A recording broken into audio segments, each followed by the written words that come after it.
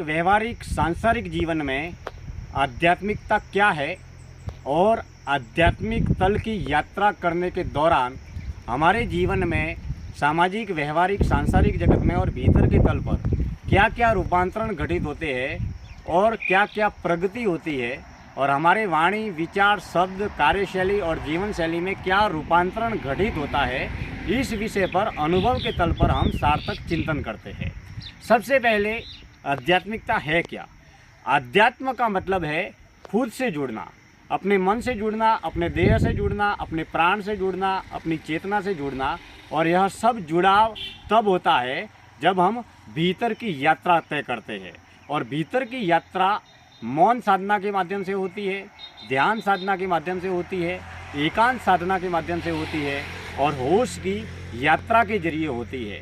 जब हम दैनिक व्यवहारिक सांसारिक जगत में जितने भी कर्म करते हैं, मनसा वाचा कर्मणा, विचारों के माध्यम से, वाणी के माध्यम से और क्रियाओं के माध्यम से जितने भी 3 तरीके के कर्म घटित होते हैं, उसे हम जागरूक रहकर, सजग रहकर, होश में रहकर, वर्तमान में जीकर देखते रहते हैं, जीते रहते हैं। तब यह तमाम तरीके का कर्म, जीवन और संसार एक नाटक की तरह, एक अभिनय की तरह प्रतीत होने लगता है। जितना हम भीतर की यात्रा मौन के माध्यम से, ध्यान के माध्यम से, होश और साक्षी भाव के जरिए भीतर की गहराई में डूबते चले जाते हैं, वैसे वैसे हमारे जन्म से लेकर आज तक अब तक मन के द्वारा बने बनाए भ्रम, भ्रांति, मोह और अहंकार टूटते चले जाते हैं, बिखरते चले जाते हैं और जीवन के प्राकृतिक वास्तविक सत्य के रहस्य और उसके अनुभव को लेकर हम आत्मसात होने लगते हैं। उस अनुभव को जानने और पहचानने और समझने लगते हैं।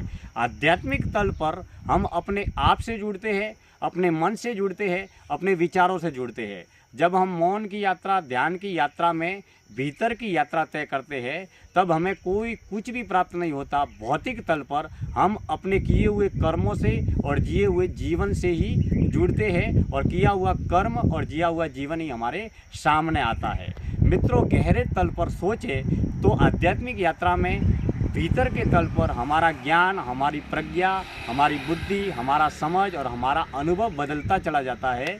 लेकिन बाहरी बाजारू भौतिक तल पर हमें कोई भी कुछ भी प्राप्त नहीं होता है, क्योंकि मौन की यात्रा, ध्यान की यात्रा, यह सब अकर्ता होने की यात्रा है, साक्षी भाव में रहने और जीने की यात्रा है।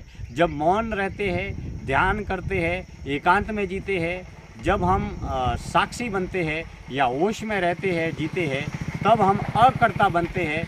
कुछ भी न करने की, कुछ भी न बनने की